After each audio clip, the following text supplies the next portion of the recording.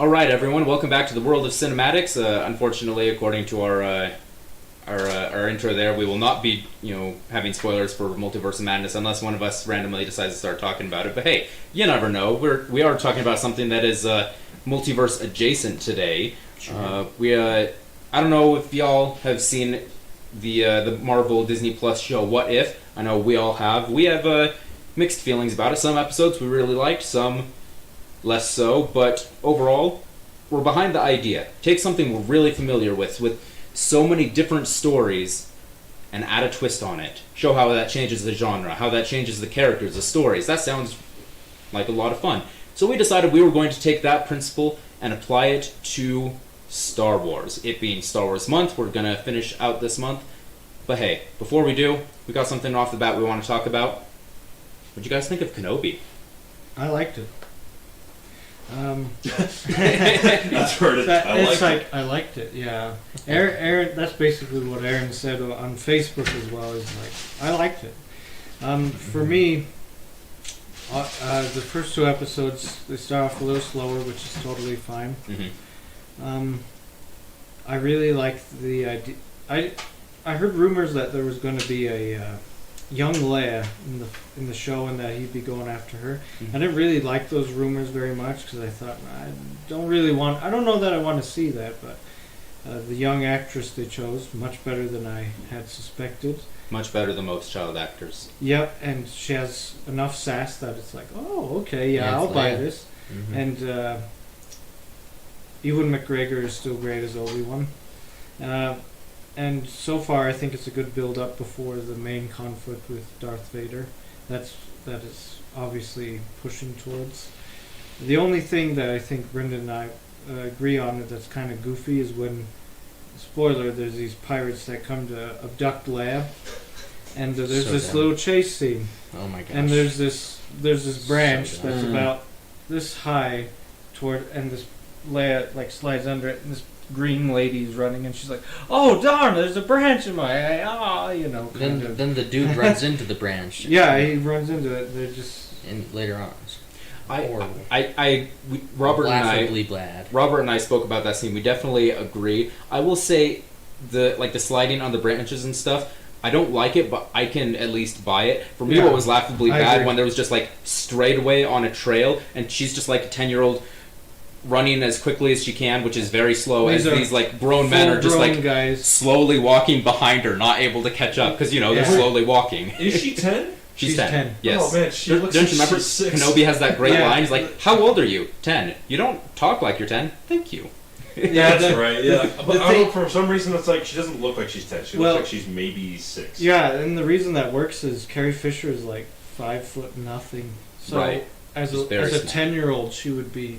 That's tantamount to a midget, you know. So yeah, that's what I was thinking. She's maybe smaller than average 10-year-olds because she's short. 10-year-old Luke, from what we have seen so far, kind of looks like a 10-year-old Luke. Right. Mm-hmm. But she's smaller. But she it's the first thing that's connected with me in my mind where I'm like, yeah, Leia is the daughter of Anakin and of Padme and Luke's sister.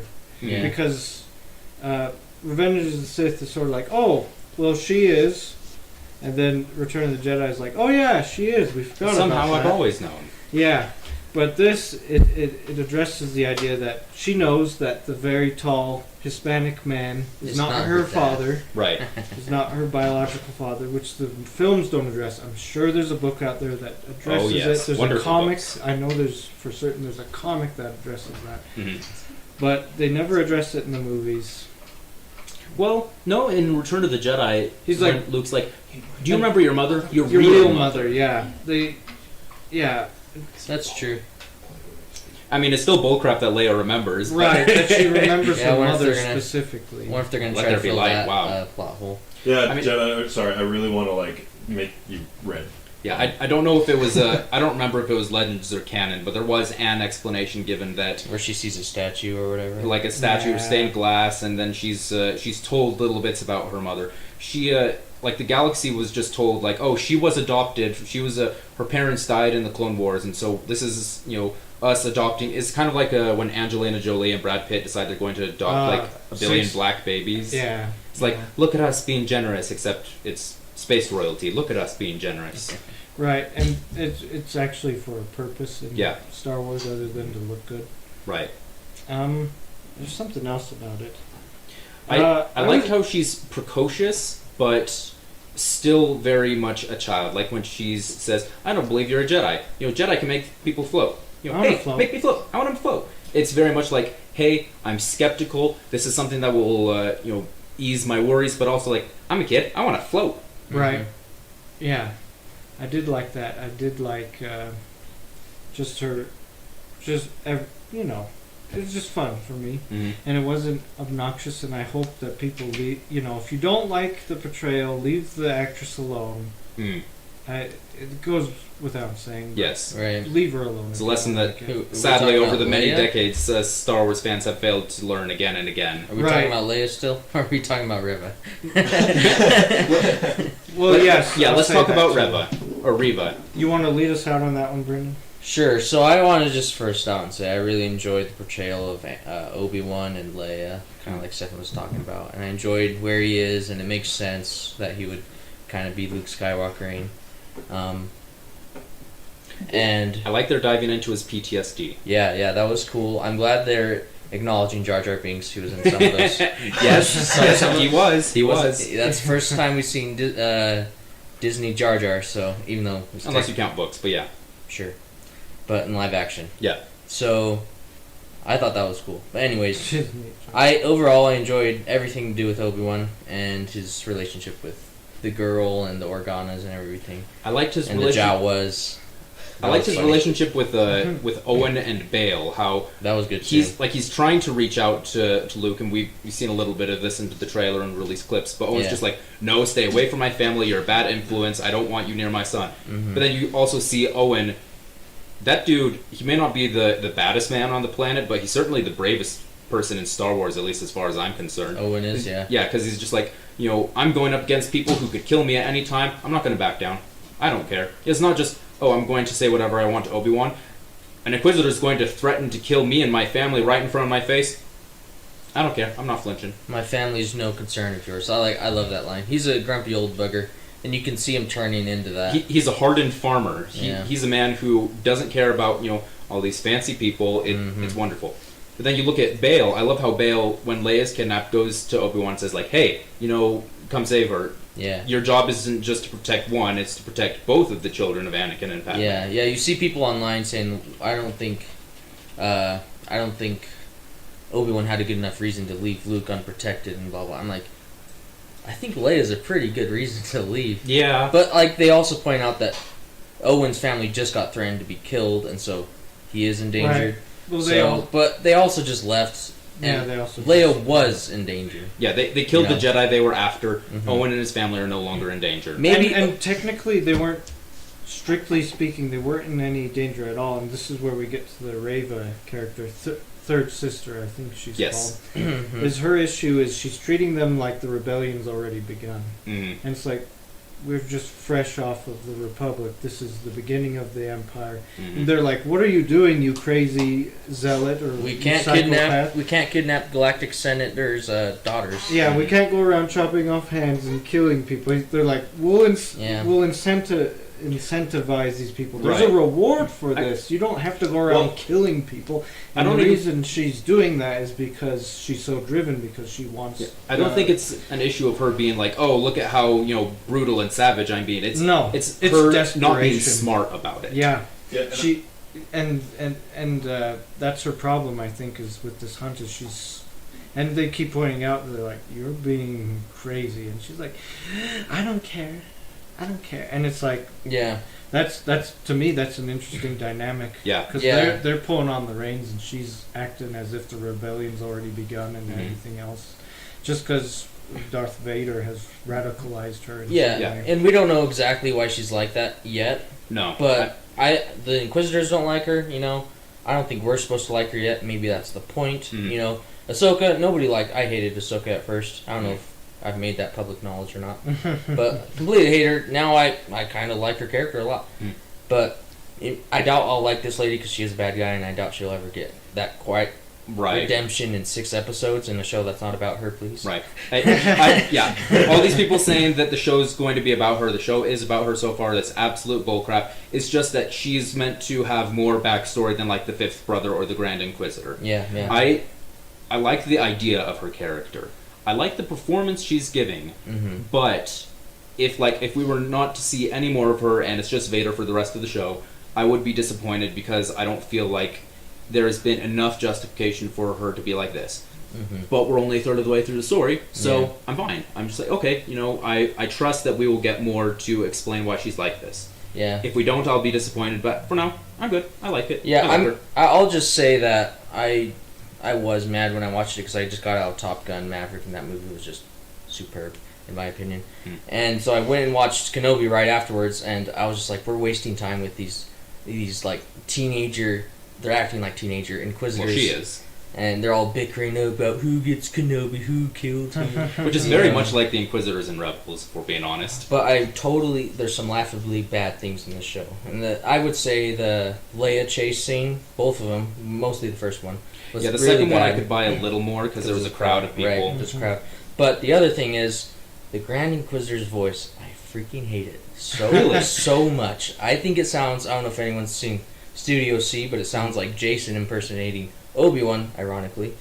It sounds like, we are going to capture you and kill you. I started laughing when I heard him. I did not get that vibe at all. I really liked the Grand Inquisitor's performance. I'm glad you liked it. I'm a fan of the actor, Rupert Grint. I still hate the makeup, but he does look better in the show than he did in the trailers. Yeah, no, I don't have a big problem with his look. Right. But his voice, I was just like, oh my gosh, I cannot take it seriously. Is it like how I feel I haven't even heard anyone else say that online. Wow.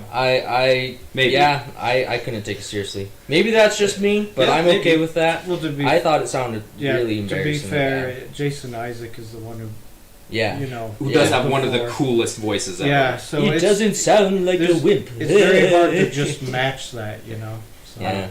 Overall, do we want to talk about what happened to him? I think we'll save that for later. I will say it reminds me of when something similar happened to a Twi'lek senator in Bad Batch. Everyone said, "Oh my gosh, this is a retcon. They're throwing continuity away." And the next episode, they said, "No, he was just hurt." Yeah. Yeah, I would rather have him be dead. I'm sick of people not dying in Star Wars. It's really stupid. They need to stop almost killing people, but I'm getting... That's better than breaking canon. I would rather have them break canon, honestly, at this point, because they keep on... I bet Cad Bane's still alive at this point. It's just getting it's getting so annoying. He got shot in the head. I bet Palpatine's still not dead. Oh my gosh. On a side note, Star Wars Celebration is going on. It's a big convention. Ian McDermott was there. Did you hear him talking about how, some people will talk to him about how they think it's dumb that the Emperor came back? Yeah. His justification was, how dare you? I'm the Emperor of the universe. And you're telling me I can't do what I want? Oh no, someone betrayed me. No, I'm going to have a plan. I'm going to come back and I'm going to kill all of you. Screw you guys. That's roughly what he said. How dare you? I'm Emperor of the universe. That bit was verbatim. Yeah. That's awesome. Yeah. Right. And I just wish they wrote him like that. Right. And that's I'm back. How dare you? Actually, it doesn't feature into the what if I'm going to say, but okay. The robot chicken version of the Emperor comes back. Yeah, I'll take it. Yeah, right. Any explanation. At the end of the day, Star Wars is meant to be pulpy and fun. Sure. Not all of it is supposed to be as pulpy and fun as other elements. Like Kenobi has had very little fun and very little pulp in it so far. It's been a serious look at a broken man. Yeah. Which I'm very interested in. If, say, The Force Awakens or Return of the Jedi was also that, I don't know. This is time for, okay, give us a little more fun, give us a little more energy. Drama, too, sure, but, there's a time and a place for different elements of Star Wars. Yeah. I just wish they wouldn't. Yeah. Well, it's fine. So I think it'd be fair overall to say we very much liked Kenobi, the first 2 episodes, but we're still reserving judgment on the show, and we did have some... gripes. Yeah, gripes. I was going to say nitpicks, but gripes is better. I have some gripes. Yeah, because... That might just be me. Because it's... I was looking for a word that's stronger than nitpicks, but not something that's just like, this is legit criticism that ruins the show. No. Gripes. No. Gripes is a fair word. So far, I like it better than Moon Knight. I didn't like the opening to Moonlight very much. I was like, That's fair. Did you see they cut out an action scene? Did they? Yeah, there was behind the scenes that showed the bathroom fight was extended. Yeah. It looked pretty cool. Oh, really? Yeah. Oh, that's a shame. Yeah, it looked really cool. Yeah, Anyway, the magic of editing. But Moon Knight grew on me, so and Kenobi could end up sucking, which is the reverse. But I hope it doesn't. I don't think it will. I trust Deborah Chow. Yeah, she's a competent director, so. I'm glad the Inquisitor's dead or whatever, because I don't have to. At least take him out of the story. I don't like his voice. It just he's gonna be in the Sith hospital or whatever. Poking. Oh, maybe that's how they'll change his voice. He'll get like a, I don't know. Like he put his whole body under surgery and fix the shape of his head. And oh, now that we've got your X-rays back, you notice there's quite a bit of stuff that's. Like, geez, you're like Quasimodo. Everything's messed up. All right. Does anyone have anything else they want to say about Kenobi before we move on to our various what if pitches?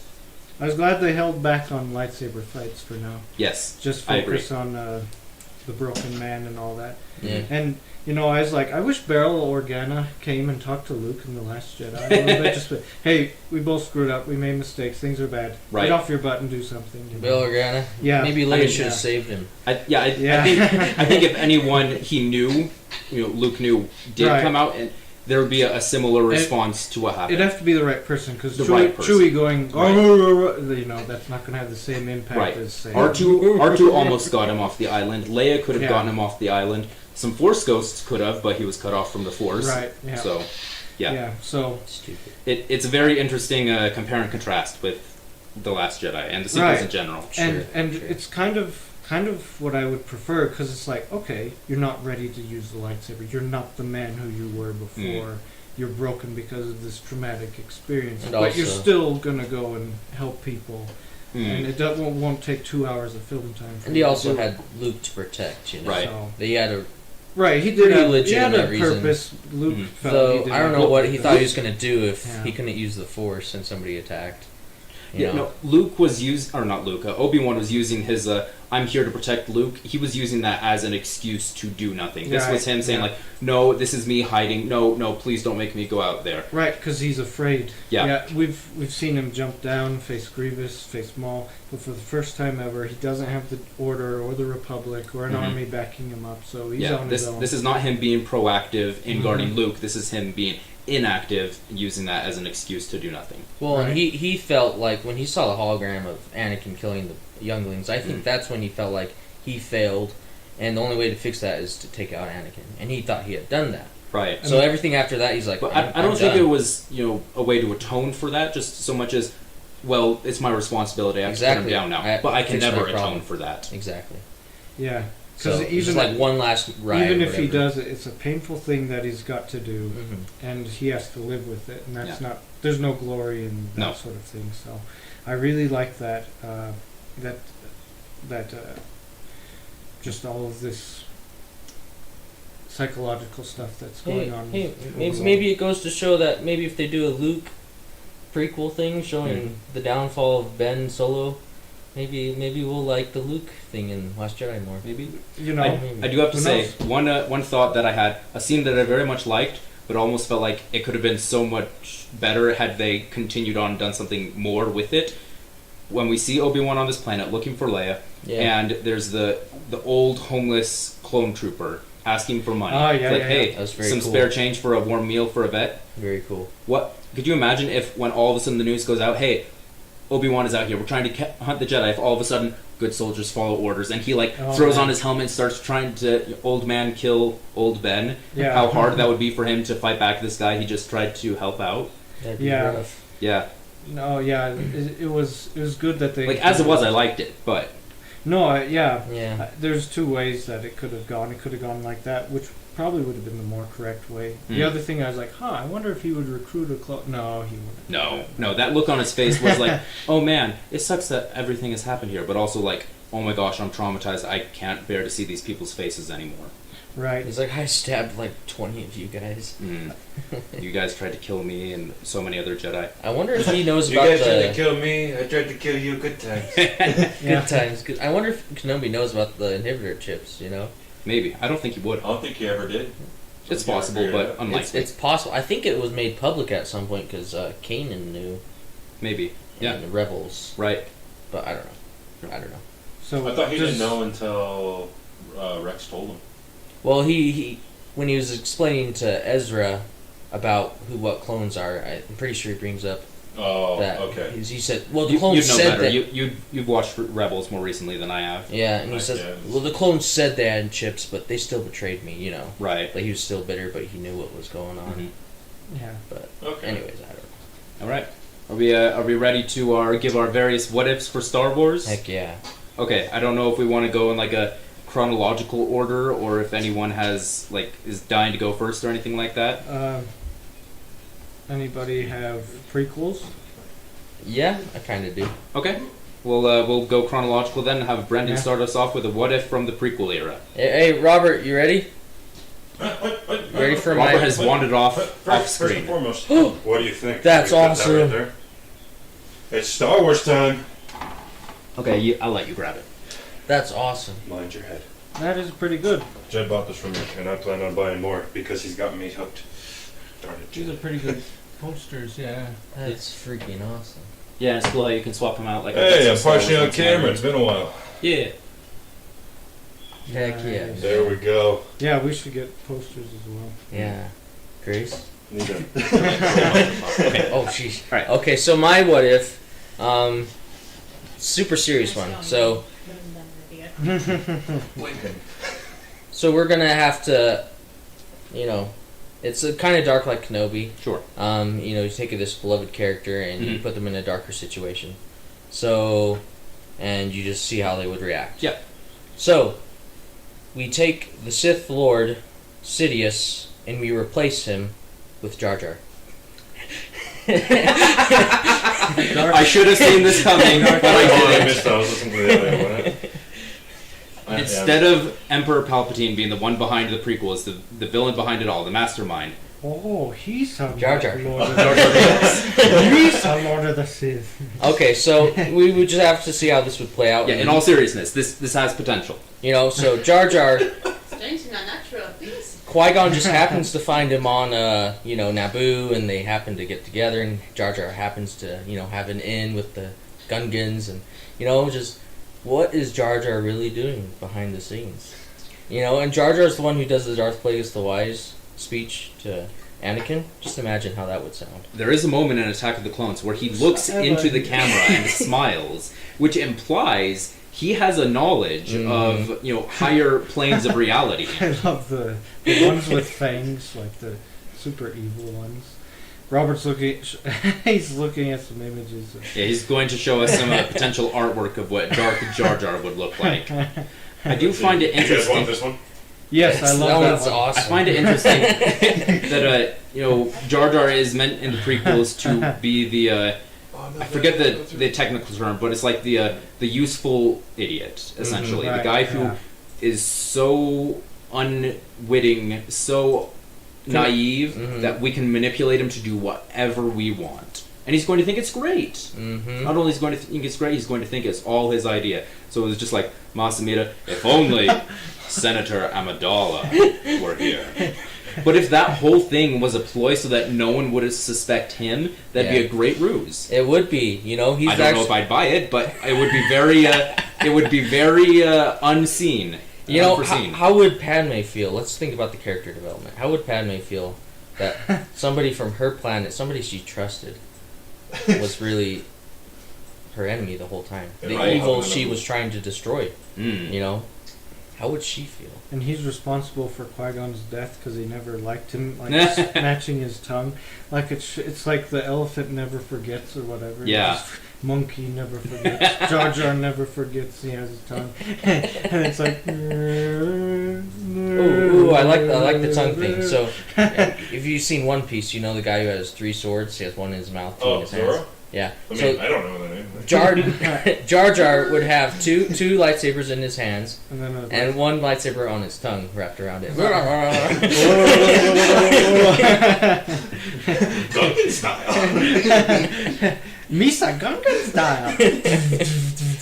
Okay, so Okay, I do have an actual a curiosity thing about this. One thing that kind of weirds me out about the First Order is how they are just as human-centric and racist as the Empire, but they're led by someone who is clearly not human. Yeah. How would the Empire look like with Darth Jar Jar as the Emperor?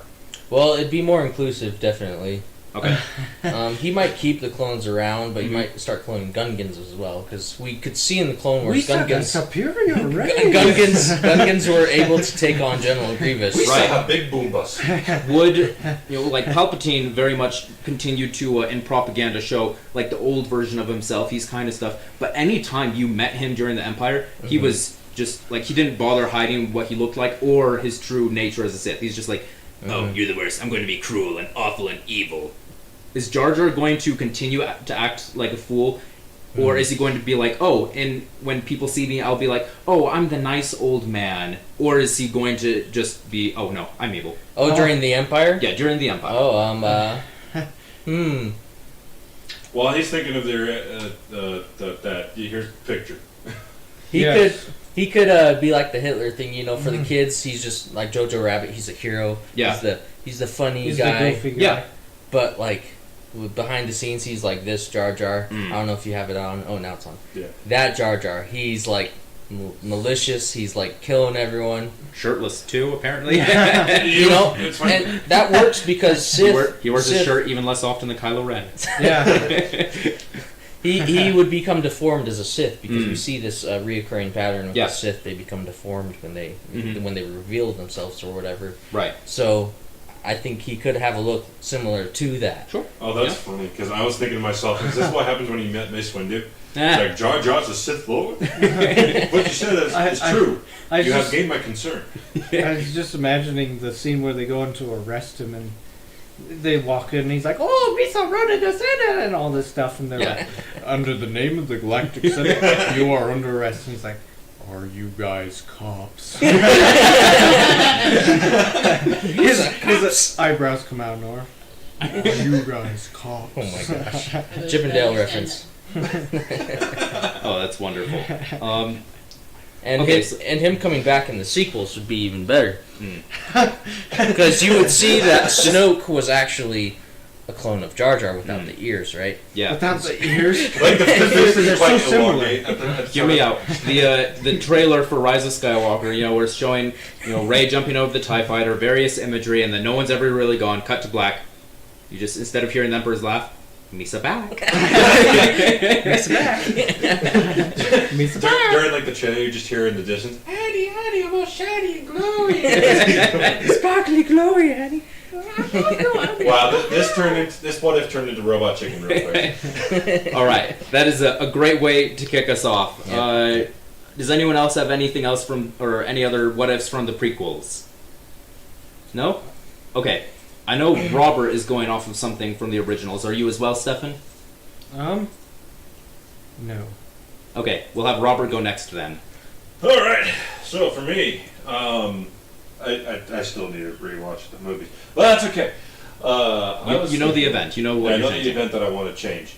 So Darth Vader doesn't quite know that Luke is his son yet, and when they blow up the first Death Star. Yeah, Yeah. episode 4. What if he managed to actually kill Luke in that process? Manages to He shoot him down. managed to shoot him down, and then get away before, because like so, let's say Luke succeeded in blowing it up, Okay. but Vader got the kill on him. Okay, so Last as he's second. spinning out, he regains control and takes out Luke. Yeah, Shoots a torpedo. Or I was or even whatever. thinking, because he's like you're supposed to be the galaxy's best pilot, avoids the hit from Han Solo. the TIE fighter. Yeah. Luke takes the shot, and then he takes the shot to take out Luke. Okay, sure. So it's too late for him to stop the thing, but he's like, all right, I'll take out the rebel who has the skills to do this. Mhm. Boom, takes care of him. Later, he does find out that he had a son, Luke, because he finds out he also has a daughter, Leia. Yeah. So I'm trying to think, how would that affect the rest of the? Because that's in the New Hope. Yeah. What would yeah. happen in the rest of the original trilogy? Well, I think the first thing that happens is Obi-Wan is going to talk to Yoda, have a little ghost powwow that we have seen in other stuff. Say, like, you know, Yoda's like, I'm telling you, I told you, we should have trained Leia. Now look what you did. You killed the one that I didn't want to use. Look who was right. I told you so.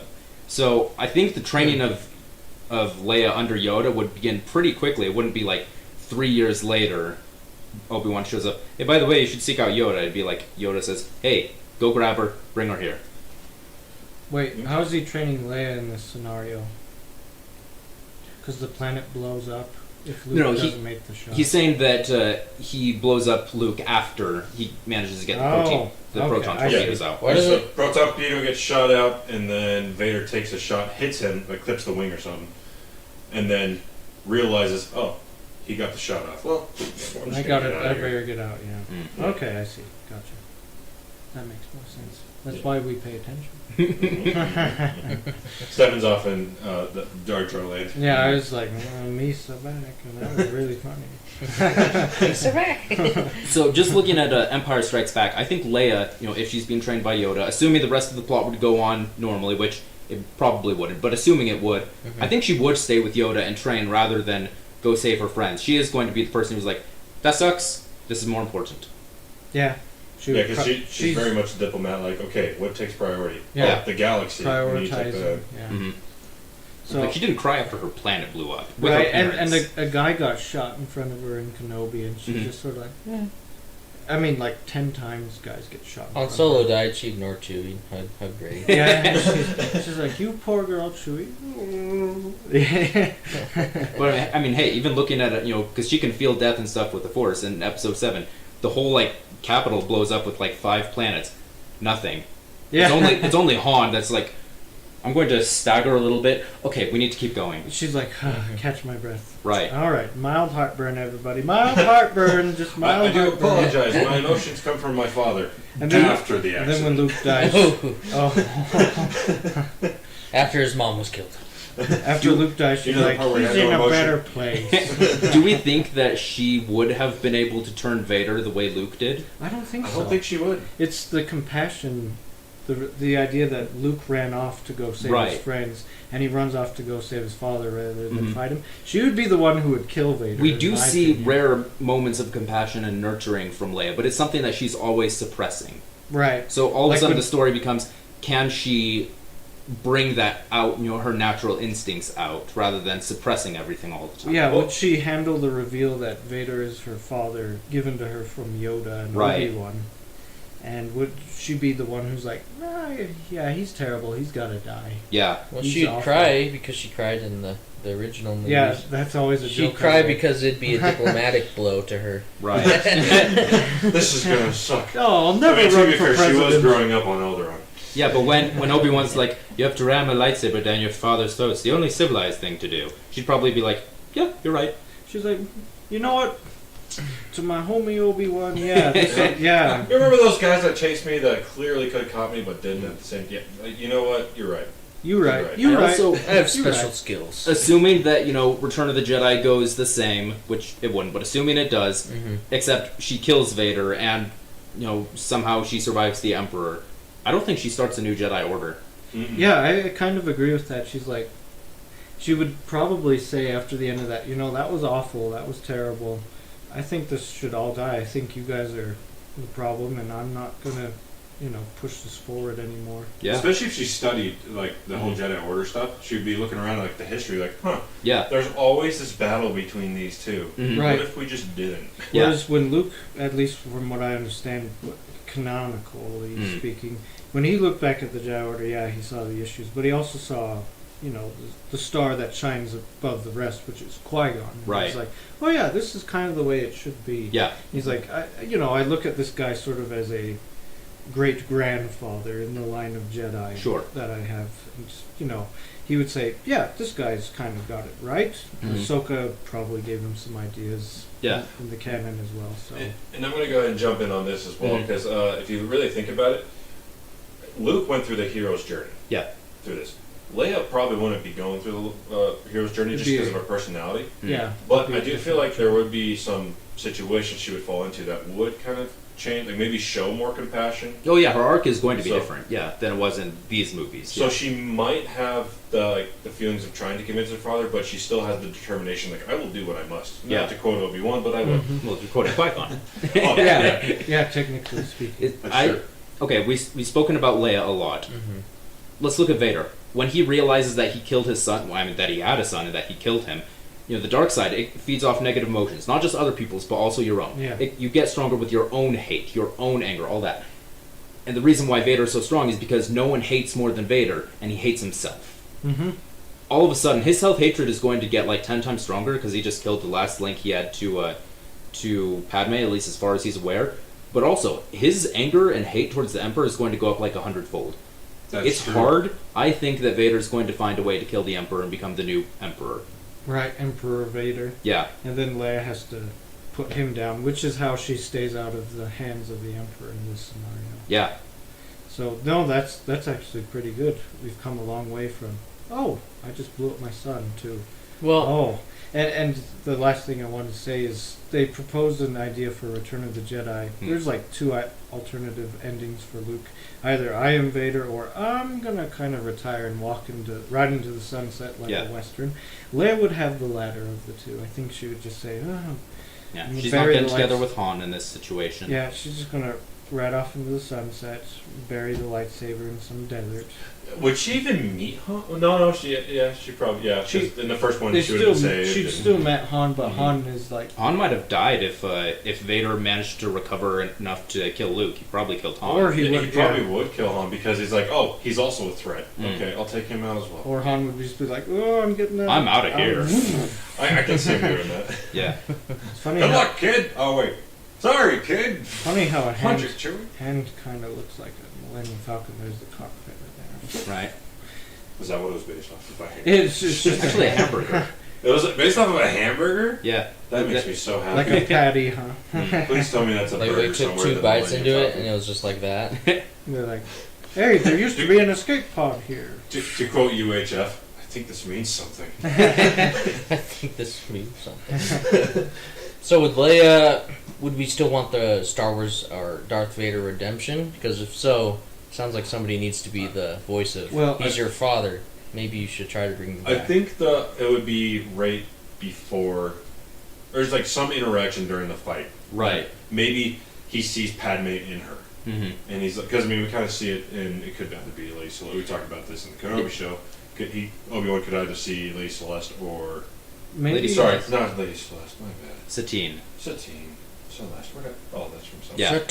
Satine! Anyways. Satine or Padme. Like, we were like, it could be either or that he's It's on. probably Like, Padme, story, right? like Probably as far as the Padme, story right. is concerned, it's definitely Padme. But like, if Yeah. we were to look at like real in-universe person, It's it could an be option. Mhm. Could be Satine. But It's most likely thing. Vader could probably see Padme in her as well. Mhm. And then he kind of comes to terms with himself, and he's like, take me out.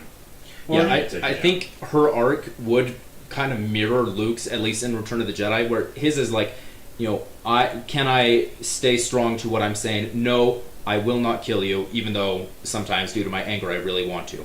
Hers is, I will do what I must.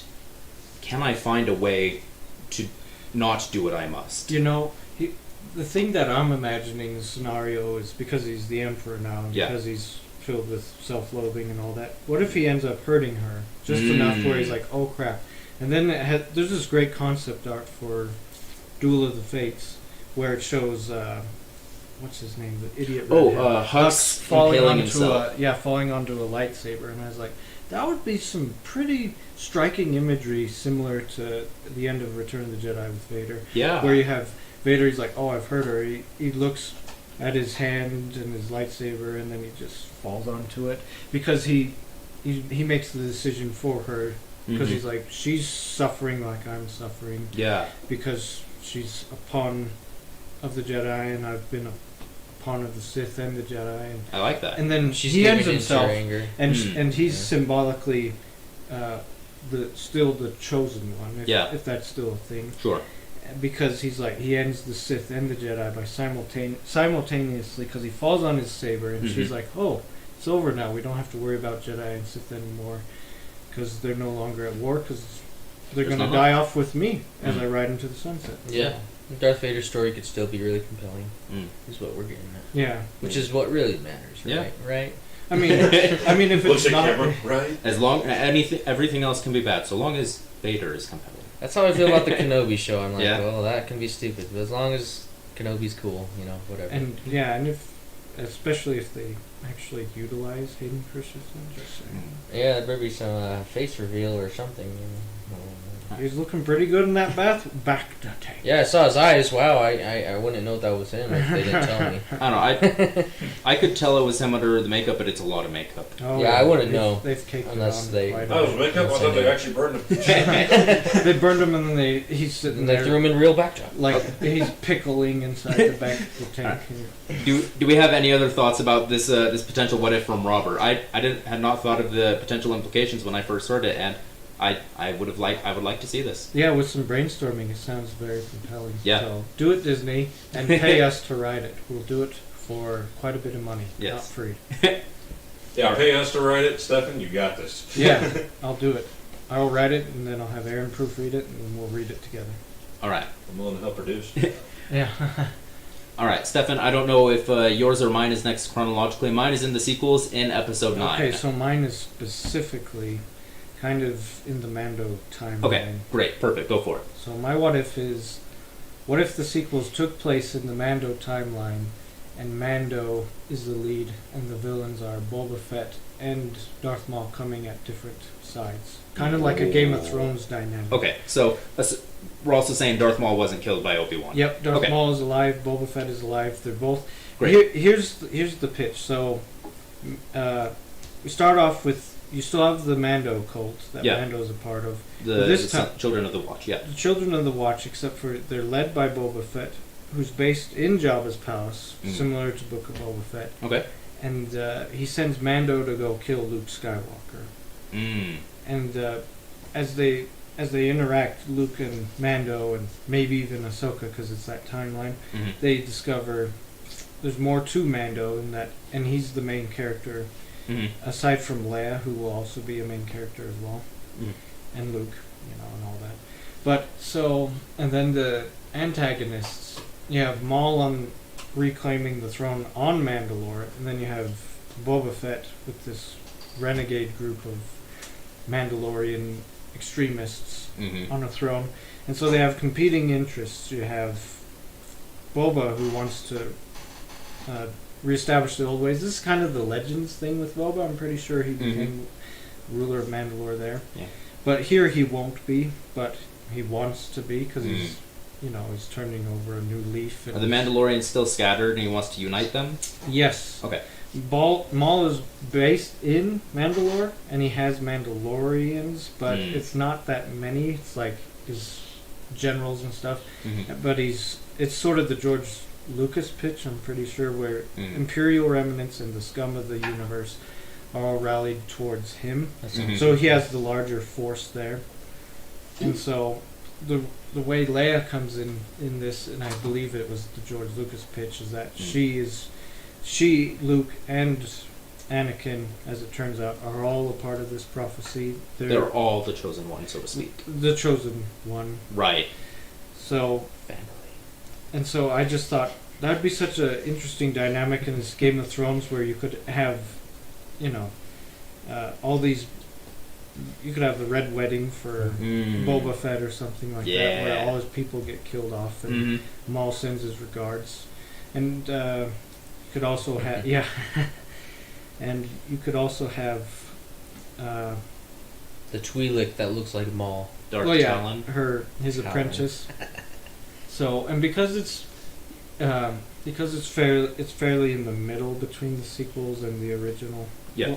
More towards the originals. Mm. You could bring back actors like Alden Ehrenreich Mm. as young Han Solo, and Mm-hmm. cast somebody young as Luke. Probably not Sebastian Stan. Normally I would say yes. It's just he's older than Alden Ehrenreich. Right. So. And I Like guess, Finn Wolfhard, maybe. Yeah, yeah. I guess Alden's too young at this point, but Right. you could get somebody. If we were doing this in like 5 or 10 years. Right. Yeah, in 5 or 10 years or so. And it's just when I watched the sequels, it was like, it was really cool the first time I saw the trailer. You have the X-Wings and you have the Stormtroopers. I was like, okay, yeah, this is familiar. This is good. I know this. But then looking back, I'm like, This is familiar. I already know this. wait a second. We could have done something a little different. minute. And credit to where credit's do to George is that he's like, I always try to make them new and different. Now that doesn't always work, making things new and different. But I thought, okay, what's taking place if the Empire is finished? What's going to happen? It's like, well, who's going to go for this power grab afterwards? Will the New Republic be created so easily? And I'm thinking, no, not just really. the Empire again. You've had a good blow against the criminals by killing Jabba the Hutt, and the Empire by killing the Emperor and blowing up the Death Star. But there's still stuff that's left to do. There's still stuff that's left unchecked, and I'm very interested in. It's like in The Mandalorian, it's like, we're super lucky Boba wasn't there when Luke Skywalker showed up, because then it's like, oh, awkward. I remember you threw me in a pit. Yeah. Or he'll just talk to him, nowadays. Right. Your dad's coworker killed my dad. Yeah. So and then, personally, I would probably kill off Ahsoka in the first one. Obi-Wan. Have her be the mentor that dies in the first one. Right. She's kind of. That'd be cool. She's mentoring Leia, and she's kind of giving her those ideas of, it's not force projection. The problem with the galaxy is that it's always the Force people who are causing the problems. Like, Maul's a problem now. Right. And we could be a problem too, and she's kind of trying to get Leia into her line of thinking.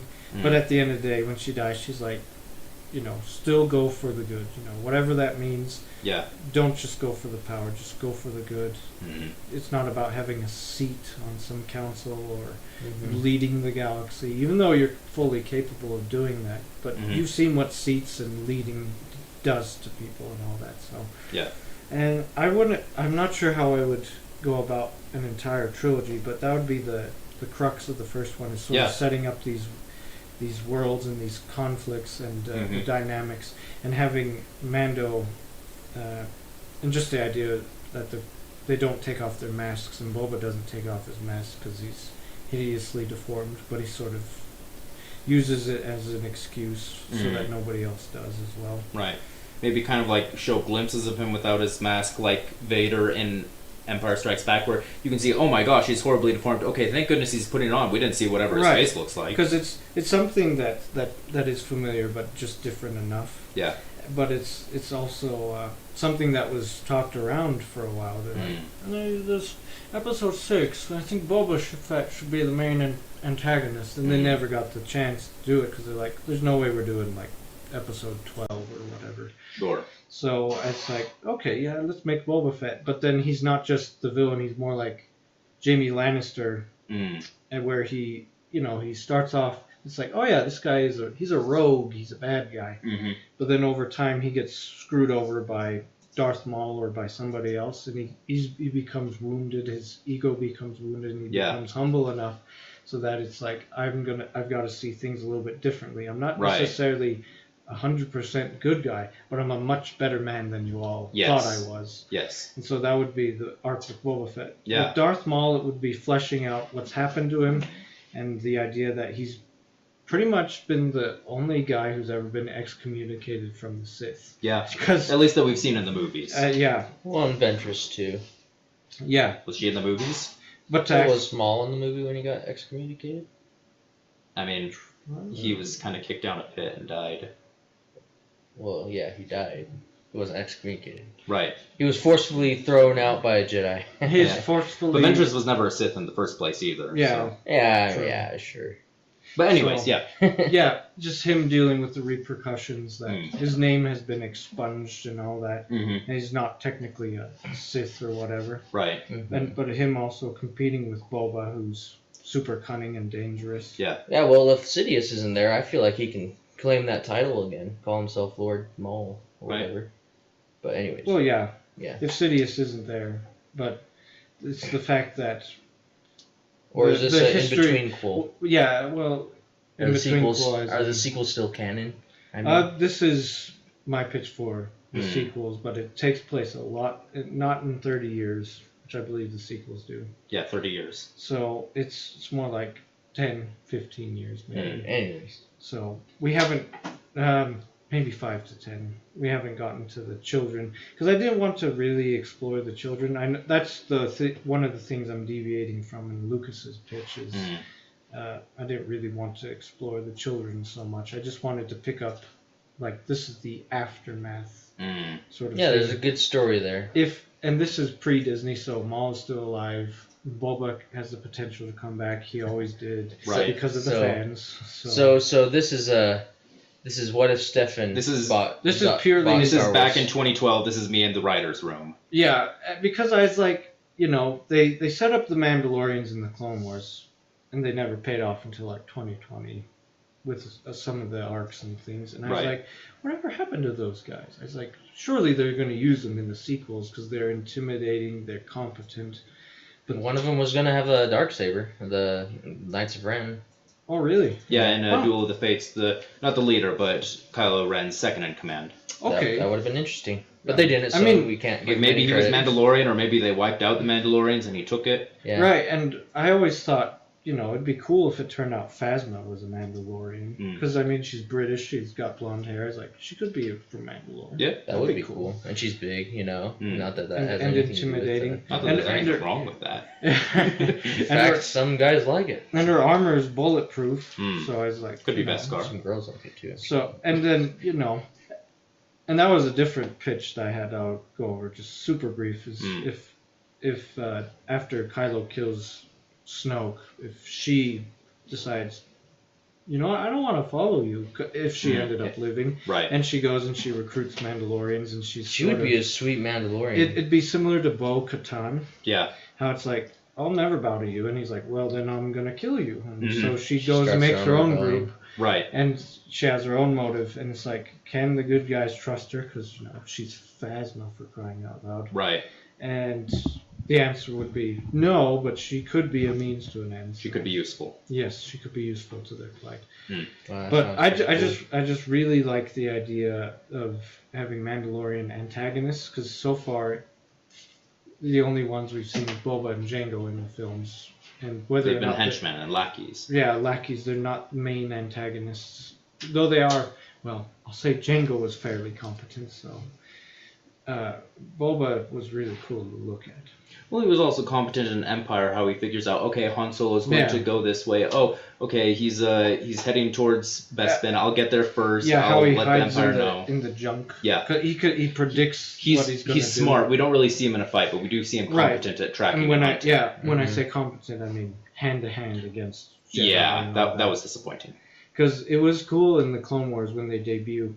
Obi-Wan took out a lot of them later on.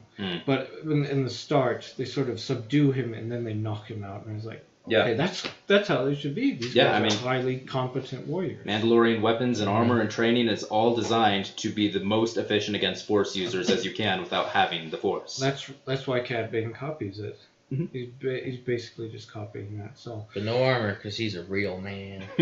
Yeah, so, and those were, I always thought Obi-Wan should be the one to kill Maul until I heard the pitch years later that he was potentially supposed to come back. Sure.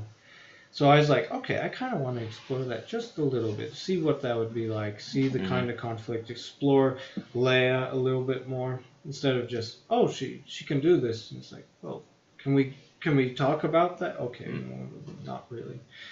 And so that's basically my pitch for the sequels. It's more aftermath. I don't know that you need to have 3 films. It could just be a show and then done. Right. And if it does well, then it's like, okay, if you take out Maul by the end, what about Thrawn? Right. So, if he was even a thing, because in this case, Rebels wouldn't have been created, but Thrawn could still be a thing. He could still be brought back in from Legends. Yeah. So. Yeah, I like the idea. It's cool. I definitely like it. Nah. I like Darth Maul, and I like Boba Fett, and I like that dynamic that you're trying to go. Like, the thing I've learned from Clone Wars, and from what just Dave Filoni talks about all the time, and I'm sure more people talk about it, but I learned it from Clone Wars. But Star Wars story can be any story. It can be a Western, it can be a political thriller, it can be anything. So if a Star Wars can be a Game of Thrones story, like what you're going for. Maybe not as adult, but complicated and political and layered. Exactly. Just how there's gonna be Clint Eastwood cowboy movies. Those are gonna be more violent than like The Mandalorian. Sure. But you can still have that same feel, that same coolness to it all. We lost the light. So I think that could work, and it could be really cool if you get the right people working on it. I liked the idea of taking the villains that were sort of discarded and tossed to the side, who looked really cool, but there wasn't really much to them. And develop the characters. All right, let's take a look at them. What makes you tick? What's been happening with you? What's the war going on inside? Sorry, Grievous and Dooku. Yeah, I mean, Grievous, that one would be the challenge if you're going to explore a villain. Yeah, they both died a long time ago. It's funny that they worked harder on Ventress, a newer character, rather than... And Darth Maul, who was dead already. Right. Rather than Grievous and Dooku. Yeah. They kind of get the shaft a little bit. Yeah, I don't care that much, but it would be cool to see their backstories. And they're not... Yeah. And they're not allowed to have an arc, because we know where they're going to end. They're just throwaway villains right now. So I get why they kind of... Dooku was the one that where it's like, you really feel like he got the shaft a little bit. Yeah. He could have a cool backstory. Like, I'm excited for this show you're talking about. Tales of the Jedi. Tales of the Jedi. Yeah. 2 episodes for him. That sounds cool to me. There is a phenomenal book called Dooku Jedi Lost that goes over his backstory. It's kind of his whole life story, like, being trained by Yoda, being friends with Sifo Dyas, training his 2 apprentices, learning he's royalty, meeting his family, leaving the Jedi, then falling to the dark side, training Ventress, but it's all framed around his changing worldview, rather than just like, here's the story of his whole life. There is a through line. It is him changing, becoming cynical, and saying, no, there has to be change. It's a wonderful book. That sounds cool. Yeah. I might give that one a read. There's another. I need to read Brotherhood too. That one sounds good. It's a good one. Yeah. But yeah, I like this pitch. It would be very, very different, but I can see where it would start. Kind of taking a bit from the new Disney canon, a bit from what George would have done, a bit from just all these different things, and it fuses together nicely. What if you could erase everyone's minds, take all these ideas, and make these movies? That way they all seem... I'm sorry, did you just tell me to brainwash the entire planet? Yeah. There you go. It's just the plot of yesterday. Only I know, and for some reason George sells Lucasfilm to me for like $12 or something. Right. It's like, oh sweet. boy, yeah. Oh boy, yeah. Oh boy, yeah. If you sell some stocks on that, you'll get your money back. The question is, it's like, who do I sell it to? Because it's like, or do I sell it to, or do I just say, hey Disney, you can distribute it, but I get the say. Just make sure that you're like the president or on the board, or you're an executive producer. And there will be no handshake deals. I will have it in print. Yes. And it will be written in their blood. All right. You have anything else you want to add in there? No, to your pitch. Robert? I got nothing. All right. Well, I guess I'll close this out. I'll be brief, partially because it's a pretty simple idea. You take episode 9, right? Mm-hmm. Now, it wasn't communicated very well, or even at all, in the film itself. Mm-hmm. It's mostly through ancillary, materials. Part of why the Emperor his plans was so all over the place was because he had like a day left to live.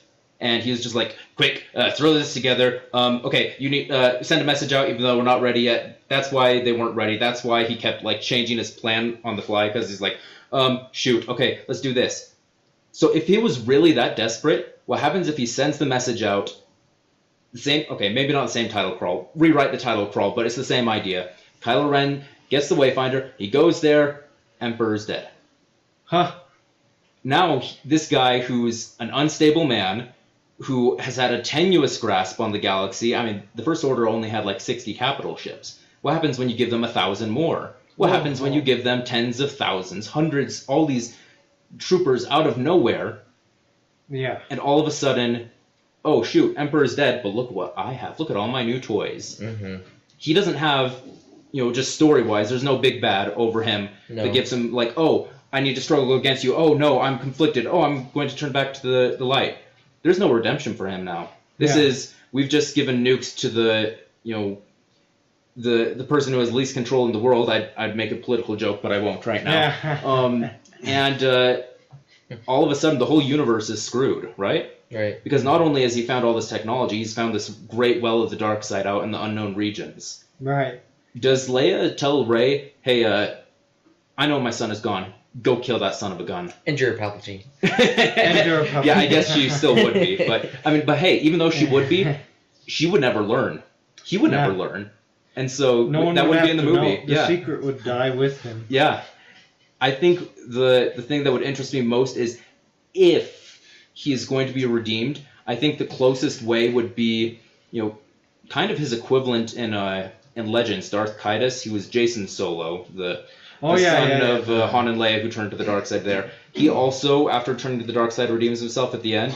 But it's just he has a moment where he can telekinetically speak to his lover and say, like, oh, hey, I'm about to die, go rescue our child. And he does that instead of defending himself, because he can either defend himself and kill his sister, or let her kill him while he communicates that message. Oh, okay. So I think the only way you could kind of redeem him is if he realizes, oh crap, Hux would still be trying to betray him. Now he has access to all these things too. He's unstable. He's blowing up all these planets. What have I done? This is what I was trying to stop. This is what Luke was right. Oh crap. Okay, yeah. Just kill me. Just end it. Mm. Right. Because, and that's a good point. For being someone so conflicted, it's like, where was your conscience when you blew up 5 planets, or when you stood by and watched 5 planets blow up? I mean, that's a pretty big deal. Right. He never advocates for the planet blowing up in Force Awakens, but the novelization had to do a lot of carrying of just like, oh man, he was really torn up. It's just you couldn't tell under that mask. It's like, okay, sure, great. Right. And so, him, and if he was torn up, and let's say he is. Yeah. And it's established in your version of this that he is. It's like, that's we're not bringing the mask back so we can see his facial expressions. Yeah. So it's his like... big nose. Yeah. So it would make sense that he would finally show for some remorse, which is... That's the Harry Potter line in the book that... Dang, why'd you take that out? Different discussion. Yeah, but it wouldn't be redemption, just remorse. Yeah, it's just like, show some remorse for what you've done. It's like... Yeah, so are you saying that he would off himself? No, that Rey would kill him. It's because all of a sudden Rey's arc changes, at least in Episode 9, from like, oh, by the way, your family was also super awesome, but, kill your last bit of family because he's totally terrible. But you have a new family. It's, no, I'm the only one who ever wanted you. I was the only one who ever did that. And also, I'm going to go blow up the galaxy, so you can do it with me. And she has to say, you are the only one who ever wanted me. You are the only one who, has treated me as a person rather than a force user or a means to an end or something. Yeah, a tool. But I still can't do that. I still have to kill you. And after that, she is going to go yes, screw all of you guys. I'm leaving. So it's basically the Leia pitch that it came to. No wonder you liked it so much, because it came to the kind of the same conclusion. Right. Maybe not Vader falling on his saber conclusion. Right. It's the conclusion. I'm gonna stop you, and then I'm gonna go into the sunset, because. Yeah. Yeah, and both of those are somewhat bleak, but it's better than the cheesy happy ending of The Rise of Skywalker. Where because that happy ending was an extremely unhappy ending. Not even talking about the quality of it. This is, Rey, her other half, died in her arms, and so she's just like, okay, moving on. Yeah. The literal other half. Yeah. Oh no! Anyways. Yeah. So... Or like Leia, Leia's whole thing's like, I just want my son back. Right. And he dies. Okay. Yeah, it's a great payoff. Like the whole thing, I'm sending my husband out knowing he'll probably die, but it's worth it just for that. Like, I will gladly die myself to give him a chance to be good. Right. And then he dies. Okay, all right. Well, not exactly a great happy ending. It was worth it because he was good for... Like, if you're going to be unhappy, minutes. commit to a bleak tone. Right, and I agree with that, because it's like, she goes, Rey Skywalker and all that stuff, and it's like, first off, I don't feel like you earned that. Second off, I don't feel like you were that close with the last person who had that name. Yeah, if anything, she would have said like Rey Organa or something. Solo would have made more sense. Yeah. Rey Solo. Solo or Organa, yeah, those two make more sense. Right, if she sees like Ben Solo. Her mother probably had a last name. She could go find out what her mom's last name was. Right. But nobody wants to go to a movie called Rise of Solo. Right. And Well, Solo. Right after Solo's debut, it's like Rise Yeah. of Solo. Oh. Rise of Organa. Who? Oh yeah, that's Lloyd's name. Unless the What Rise of is it, Skywalker was oregano? just Ben climbing up What's a pit. oregano? Oregano. Who's Oregano? Yeah, it's an Italian guy in Star Wars. But yeah, and just all of a sudden him dying, as urgent. If his death was that urgent, all of a sudden Palpatine dying way too early changes everything. And yeah. So I'd he be only down. had a day to live. You're saying? Yeah, that's what the other ancillary materials have said. Yeah. I'm going to talk more about that after this show, but Sure. that raises more questions. Yeah. Okay. Yeah, but hear me out. But yeah, How funny would it be if Leia was like, so, my father killed technically your father, Mm. I thought. I thought. Yeah. I thought. So I'm going to tell you, his daughter, to kill him. Because my father couldn't kill your father. Or your grandfather. my Now bad. hear me I beg your out. I'll let you take my Or name alternatively- if you manage to pull it off. Or alternatively, it could be based on their relationships rather than who all these people happen to be related to. Yeah. And by the way, Chewie is my second cousin. He's like, no way, me too. You get around, Chewie. Second cousin by 150 marriage. years old. It starts to clip from I just said Han Solo, the SNL thing. He's like, She was my wife. Yeah, she was my wife. Yeah. Why couldn't you keep it? Hurry. Overall, I do he's like. not even worried about it. My voice still stands. Back. I mean, people would still complain that Jed's version is, it's so bleak, Right. whatever happened to I'm Star not, I yeah, love- But I'm I'm not like- saying that this is what should have happened. I'm saying it would have been more interesting. Yeah, and it's an interesting thing to think about. The episode's also called What If, so yeah. hear us out. Yeah, this is a hypothetical, not what they should have done. Right. Yeah, and- it'd and be that's- like a cartoon you watch, and you're like, well, that didn't actually happen, but it was kind of cool. My point would be, I would defend that pitch because it is the more interesting of the two. It has a little bit more meat to it, where it's like, the Emperor's back. They teased it. He's like laughing, and it turns out they paid Ian McDermott to go, and that's it.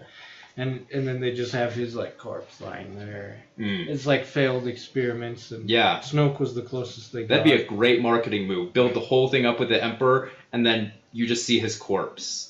right. Just pull the rug right out from under you. I wonder would Luke still have a role here at all? They'd have to put him in somewhere, just differently, I think. And would it be more along the lines of less of a Jedi's weapon deserves respect, Right. which is I enjoyed that at the time, but looking for this pitch, it's Yeah. like how would I think an interaction with Kylo would be better, kind of like from the Duel of Fates. Well, Yeah. and hear me out, because Luke did say, see you around, kid. Yeah, Mhm. that So- never yeah, got yeah, paid in In off. that script, he was haunting Kylo as a ghost. Yeah. So, imagine that, where he's like, right before he starts breaking, he just Mhm. sees Luke being like, Told you, man. You guys This is can't where see it me. ends I'm up. shrugging my shoulders like, hey, I'm here. I told you. This path would only bring death and pain. Look who was right. And yeah, He's just right behind, like, in his ear. I should have killed you. yeah, he's like asleep. I should have killed you, you little crap. I should have ended you. If I could take that pillow, I would.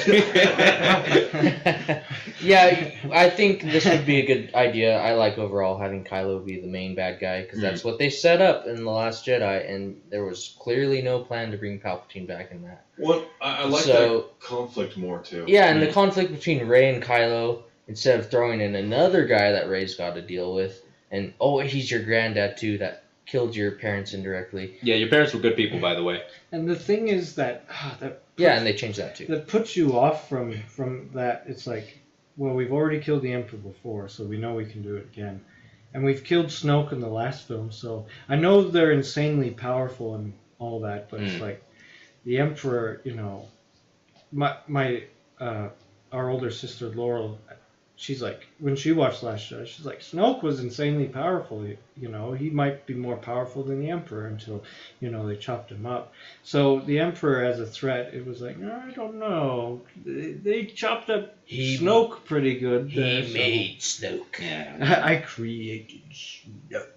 Well, that's where that problem gets solved by Jed's idea, is the fact that like Snoke was a failed clone. But it was the most successful he got. Yeah, Palpatine still like, okay, I'm getting there, but slightly better than Snoke, but not good enough to survive long enough. I made him in a tube in the bathroom with Dooku's hand and Skywalker's hand. I've been collecting lots of hands over the years. I happened upon Darth Maul's toenails as well, and I just clipped them off. I had Grievous's hands too, but I just kind of used them to hold up the pod. I had Mace's hand. I had the hand from that one guy in the bar that Obi-Wan chopped off. I even got Luke's That explains the deformed face, actually. I actually had Luke's hand for a while, but then I accidentally flushed it down the toilet. Dagnabbit. Oh crap! On the right side. Water everywhere! I tried to unplug it with the Force, but it ended up making a bigger mess. I gotta say though, I'm really thankful to Obi-Wan for cutting off another arm and legs of Anakin, because that helped a lot.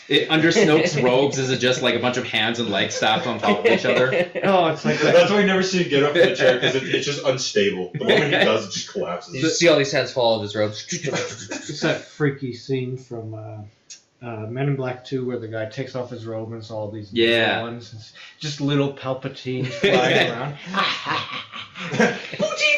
Oh, no. Yeah, Jawa Palpatine. They all just clone yell, hybrids. Yeah, they have hairy hands. All right. Well, does anyone have anything else they want to say about the, I guess the potential of Star Wars and how one change can change everything? I liked all the pitches, guys. You like mine? Yeah, I did. I mean, it was a. I mean, did you see that picture? I deleted all the pictures. This is not me trying to sound like condescending or whatever. It was unique. It was fresh, at least in terms of what we were offering. It was different. It was a different take. I really liked it. Yeah. Okay. It started us off really good because there was a lot of comedy stuff we could just throw out It gets there. it gets the creative juices flowing. Like, mine was bleak as crap. Stefan's was this totally original thing. Robert was like, okay, but this is going to change it. one thing. Yeah, that Change will one thing that domino effect. essentially kind of, changing Get rid of the sequels. the hero and villain from being Luke and Emperor to hero and villain being Leia and Vader. That changes a lot. And then yours was chaotic energy, and I loved it. It was basically like watching Exactly Star what Jar Wars Jar planned. Visions all over again. Mm. You Oh, have gosh. one that's like I was dark, and then you have you were the Astro Boy. No, you I weren't was even the that. rock You were the band rock one. I The was boy. the rock Tatooine band Rhapsody. with a little bit of cool because Jar Jar is cool. Boba Fett's in that episode, which makes it kind of cool. So yeah, Yeah, no. yeah, he's cool now. He was cool, Jed. That's why I did You this. know what I realized, Jed? Hmm. My pitch would have completely destroyed the sequels. Oh yeah. All of our pitches would have destroyed everything that came afterwards. That's true. And also, Brendan, when you said it's family, I don't know why. I just imagined Vin Diesel playing Yeah, the family. Or he just pulls off family. And then puts it back on. Yeah. You're kicked out of the clan. Why? Because you didn't follow family. All right. Well, everyone, I think I can safely say the Star Wars month has been chaotic and weird, but it's Star Wars, so that's kind of perfect and fitting. We have some interesting, fun plans for next month. We have yet to completely solidify them, though. So we will surprise you next week with what we've got in store. But in the meantime, Robert, where can we be found? You can find us at Cinematics on Twitter, which, by the way, go follow us there, and we can have some good discussions on Twitter instead of all this other crap. And along with that, if you want to support us, help us get better mics, better lights, so you won't see me in the background. You can support us by going to anchor.fm. It's down in the description, and you can subscribe. $4.99 a month. It's not much, guys. Not much. You won't even see it gone unless you're poor, like us. Give me a So subscribe. What? And we have a few projects coming up as well. We're hoping to get finished up. If you support us, it may come out a lot sooner. You never Hopefully. know. Yep. I'm pushing this really hard, guys. Yep. Anyways, He's not desperate. I am not. not. Desperate. We will see you guys next week. All right. Now, where's the stop button? Take care. There you are. Oh, wait. No, I don't want to do that. I'm sorry. Technical Say difficulties. bye!